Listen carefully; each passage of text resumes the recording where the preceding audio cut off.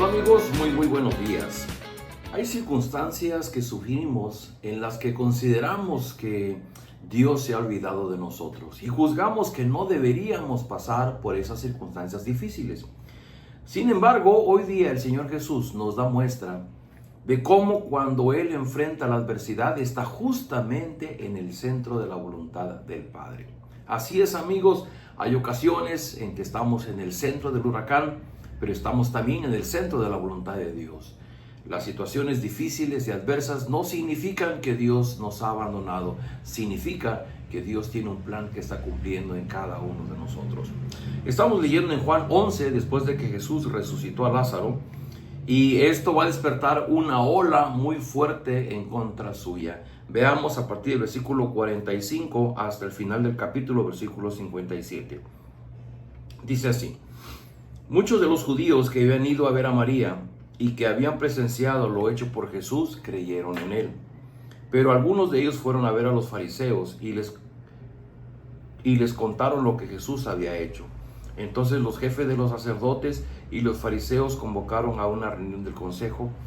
¿Qué vamos a hacer?, dijeron. Este hombre está haciendo muchas señales milagrosas. Si lo dejamos seguir así, todos van a creer en él.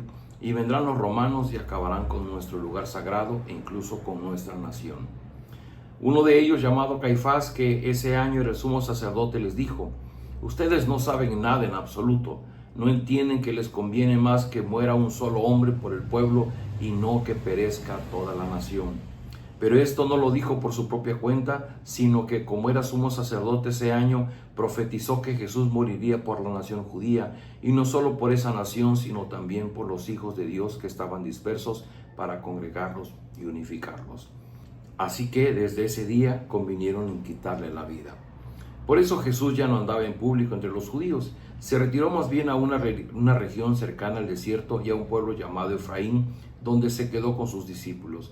Faltaba poco para la Pascua judía, así que muchos subieron del campo a Jerusalén para su purificación ceremonial antes de la Pascua.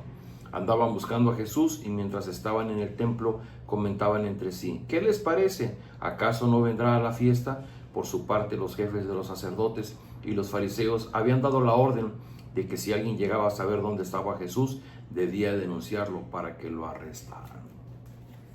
¿Qué está sucediendo aquí? Jesús simplemente lo había dicho él venía a cumplir la voluntad del Padre. Él venía a dar a conocer a su Padre. Sus enseñanzas y sus milagros estaban alineados para cumplir su ministerio en esta tierra. Él había descendido del cielo para dar a conocer la redención a su pueblo. Pero resulta que esa redención a su pueblo iba a llegar a través de su sacrificio. Pero ¿cómo tendría que ser posible su sacrificio? Pues únicamente a través de que la misma nación judía, los líderes judíos, los maestros de la ley, los fariseos, los que tenían tanto conocimiento de la ley de Dios, eran los mismos que se convirtieron en sus enemigos. ¿Por qué se convirtieron en sus enemigos? Por la mismísima razón que hemos dicho a través de todos los devocionales. Porque Jesús había descendido del cielo y las personas debían reconocerlo como el Cristo, aquel que había venido de parte de Dios, aquel que era divino en su naturaleza. Y que comprendieran cuando Jesús decía: yo y el Padre uno somos. Por supuesto que los líderes judíos no pudieron entender esto, no lo creyeron, así es que rechazaban, y aún los grandes milagros como la resurrección de Lázaro, eso les hizo entrar en más enojo contra Jesús. Pero ¿qué pasa con Jesús? Él está cumpliendo el plan de Dios. El mismo Señor Jesús hubiera no deseado tener que morir y tener que ser sacrificado como fue sacrificado, pero parte del plan de Dios incluía su sacrificio. Esto lo entendió perfectamente el apóstol Pablo y escribe en su carta a los romanos, allá en Romanos capítulo 5, y él escribió versículos 18 y 19 y dice: por tanto, así como una sola transgresión causó la condenación de todos, también un solo acto de justicia produjo la justificación que da vida a todos. Porque así como por la desobediencia de uno solo muchos fueron constituidos pecadores, también por la obediencia de uno solo muchos serán constituidos justos. ¿Qué está diciendo el apóstol Pablo? Así como por Adán entró la desobediencia a toda la raza humana, así también por la obediencia de uno solo entrará la justificación, la redención a todos los que crean en él. Dice muy curiosamente el texto, cuando el sumo sacerdote dijo: no entienden que les conviene más que un solo hombre muera por el pueblo y no que perezca toda la nación. Él está dando una palabra profética. Él sin querer está diciendo lo que Jesús tiene que hacer.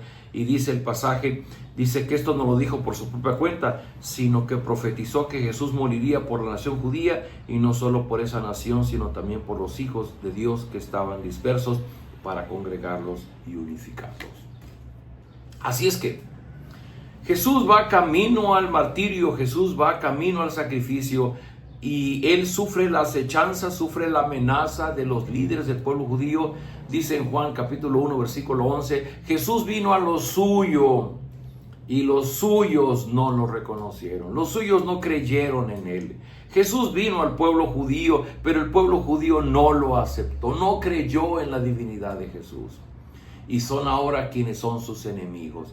Pero ellos no lo sabían, que en la ley de Dios, en el plan redentor de Dios, estaba establecido que así como por Adán entró la desobediencia y el pecado al hombre, a través de la justicia, a través de la obediencia del Señor Jesús, sería obrada redención por nosotros.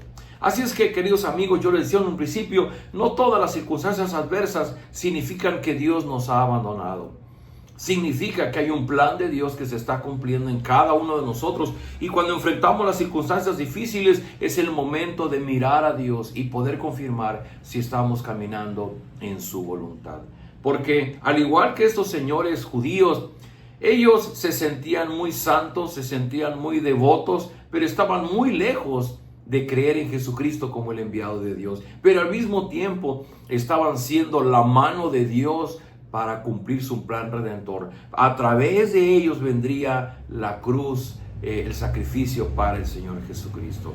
Así que no importa qué tan malo seas, porque aún siendo el peor ser humano que seas, Dios va a cumplir sus planes en ti. ¿Qué es lo importante? Que aquello que tú estás viviendo te lleve a confirmar el cumplimiento del plan de Dios en tu vida. Así es que, queridos amigos, ¿cuántos de nosotros pasamos tiempos difíciles y pensamos que en esos tiempos difíciles Dios nos abandona? No, es que simplemente Dios está cumpliendo un plan, su plan en nosotros. Y en el plan redentor, esto va a ocasionar que Dios tenga que obrar en nosotros, en nuestra vida, hacernos pasar tiempos difíciles, tiempos muy dolorosos. Pero esos tiempos dolorosos son porque Dios está trabajando en nuestra redención. Cuando toda nuestra vida es cómodo, seguro y bonito, y esa seguridad y esa comodidad no nos lleva a Dios. Dios tiene que usar las experiencias dolorosas de nuestra vida, y cuando vivimos esas experiencias podemos tener la seguridad que es el momento en el que Dios está manifestando su amor, su gracia en nosotros. ¿Para qué? Para llevarnos a cumplir su plan redentor. Como dice este pasaje, Jesús moriría por la nación judía, y no solo por esa nación, sino también por los hijos de Dios que estaban dispersos. Nosotros no somos judíos de sangre, pero somos los hijos de Dios que estábamos dispersos, y que Dios ha tenido que obrar extraordinariamente para llevarnos al seno de su familia. Oremos. Padre, gracias por esta hermosa enseñanza, poder ver en la persona del Señor Jesús que enfrentar el dolor, la amenaza, el peligro, no significa que tú nos has abandonado, significa que tú estás trabajando, y estás trabajando para nuestra redención. Yo oro por aquellas personas que están pasando tiempos difíciles. Dales la posibilidad de mirar cómo tu voluntad se está manifestando en ellos, cómo es tu amor y tu gracia que en medio del dolor les va a llevar a cumplir tu plan redentor en ellos.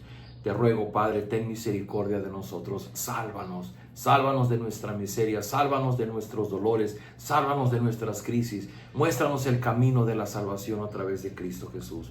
Lo rogamos en su nombre, amén. Amigos, nos vemos el día de mañana.